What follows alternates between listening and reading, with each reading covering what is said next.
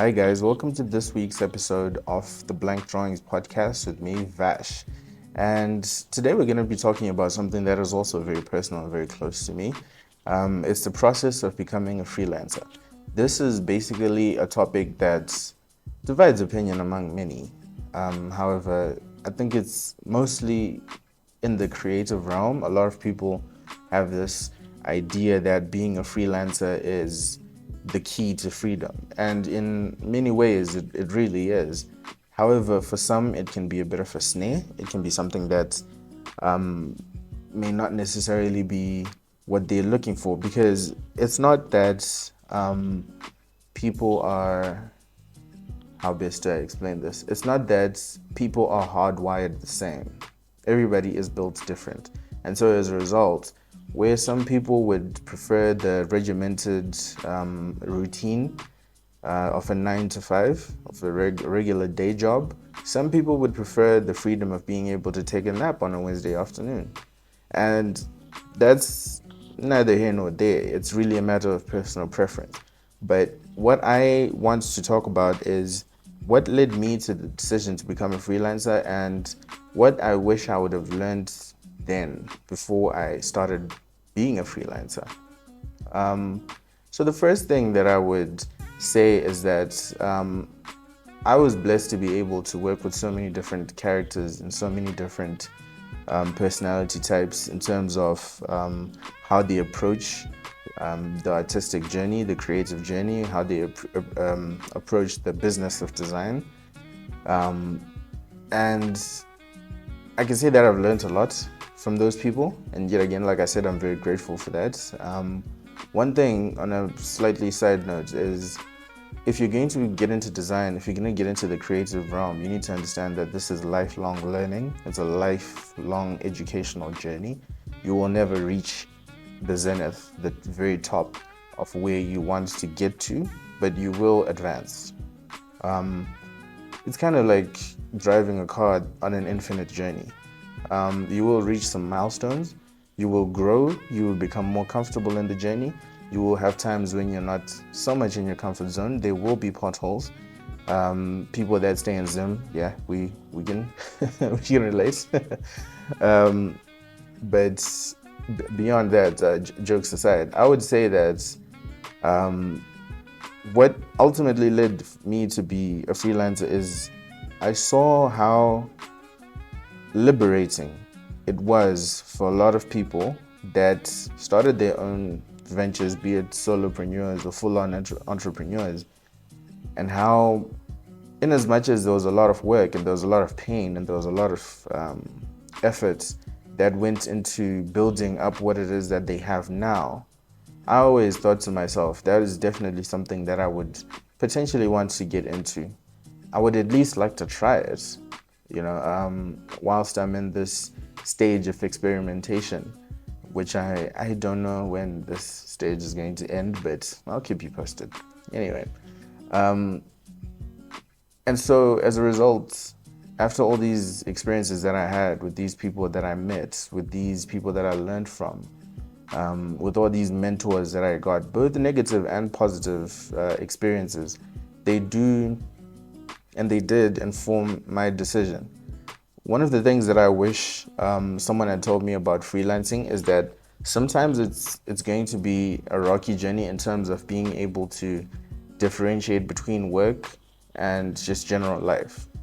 Especially if you're one of those creatives or freelancers who does not have the liberty of having a separate office from home. It's sometimes difficult for you to have a work-life balance, because what basically ends up happening is that work becomes life and life becomes work. Whereas that's not the healthiest thing. What you need to do at the end of the day is be able to separate these two, because they are two separate entities. You do need to have a social life outside of your work. You do need to have hobbies. You do need to be able to unwind, to switch off.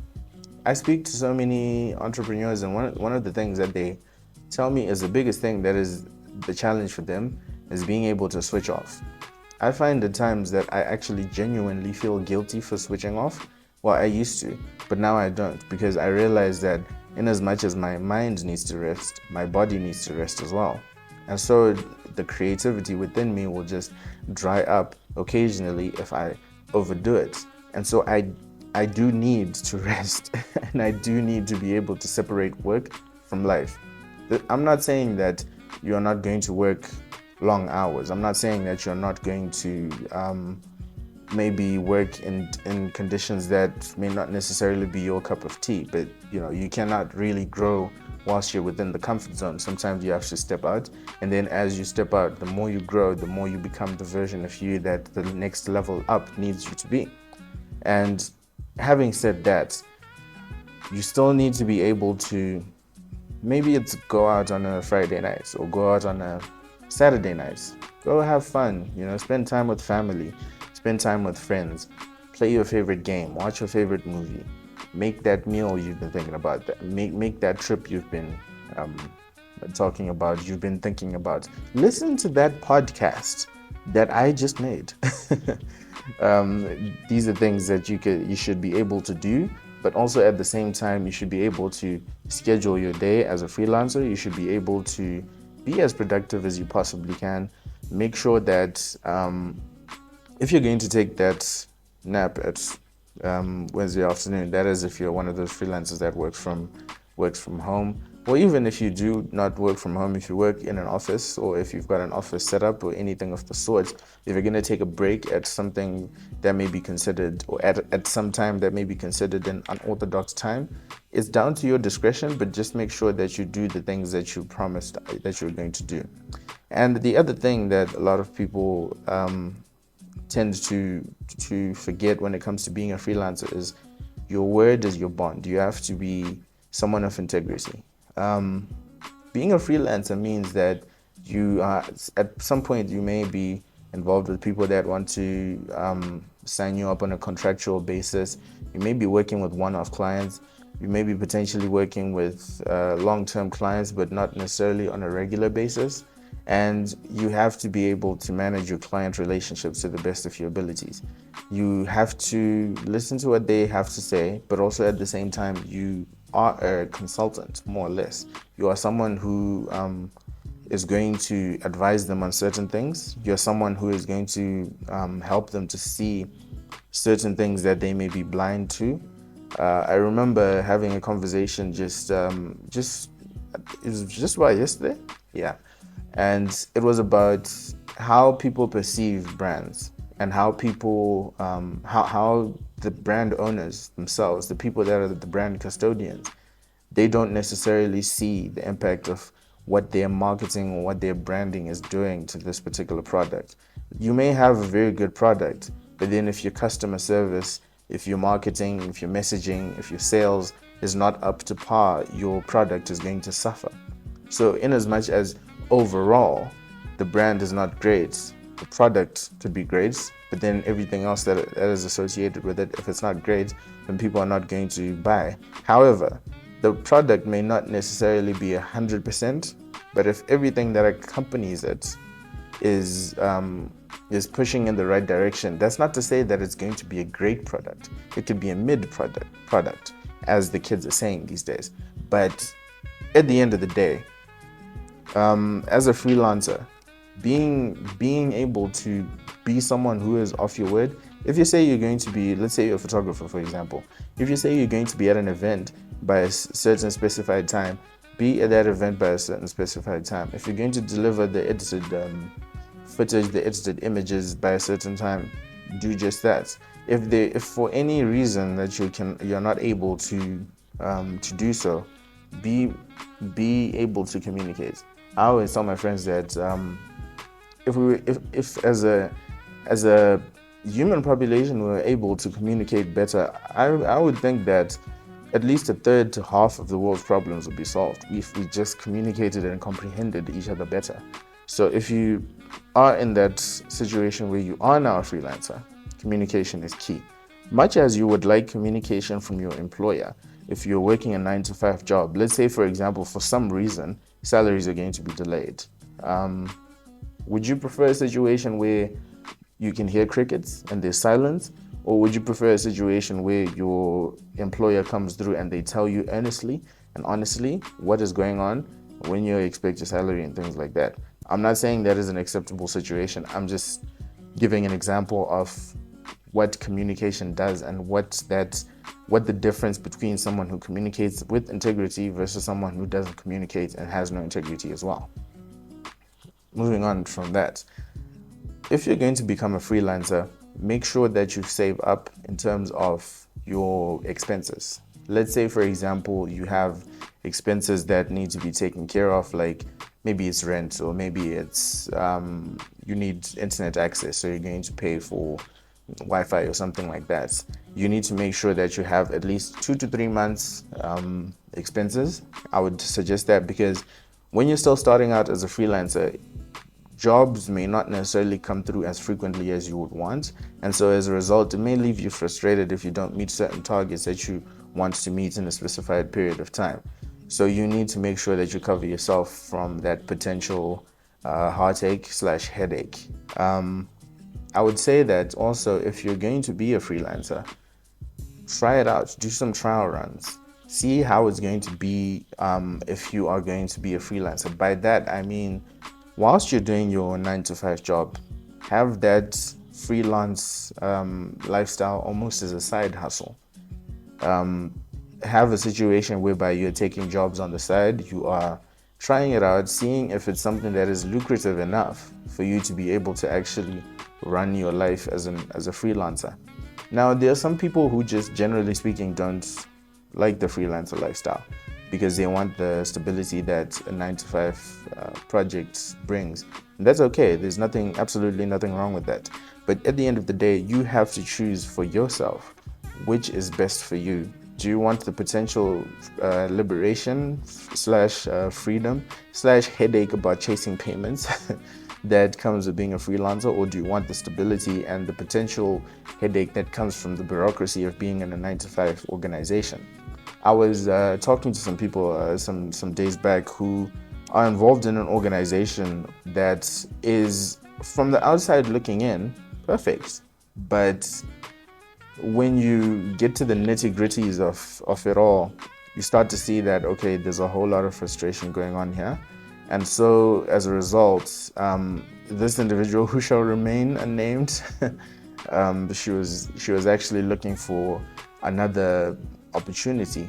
She was looking to be a freelancer, and that's what really inspired part of this episode, in the sense that I can understand that pain and I can understand that need to branch out.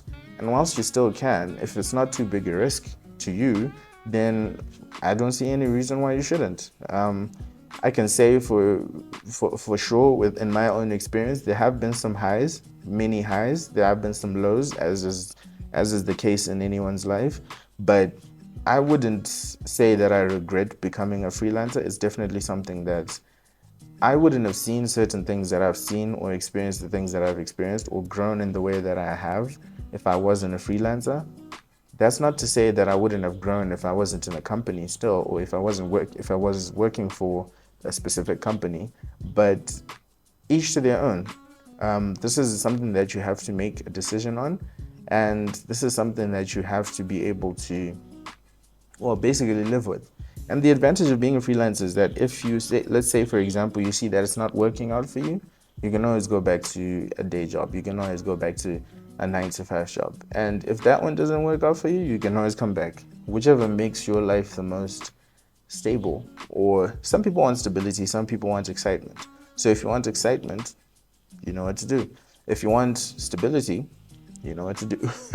Because at the end of the day, like I said, it's a very subjective matter, but I wanted to give my take on it because, in my opinion, when it comes to being a freelancer, I feel like it's something that you should, at least as a creative, you should at least experience, so that you have some knowledge of it, because it does open your eyes to a whole lot of things, and it does help you to see things differently. By that, what I mean is you start to understand why companies hold their client relationships in such high regard and such high esteem, because essentially these are the people that are helping to build your brand and build your business, whether you're an entrepreneur, solopreneur, or startup, or whichever. you will understand the value of the clients that you have, and why you should always be someone who, not necessarily be a pushover or anything like that. Far from it. I do not ever advocate for that. What I would advocate for more is that it's supposed to be a collaborative relationship. It's supposed to be one where one feeds the other and the other feeds the other. I'm not sure if I explained that as properly as I probably could, but it needs to be a relationship where you're working together towards one cause. It's not about the client, it's not about you, it's about the end goal.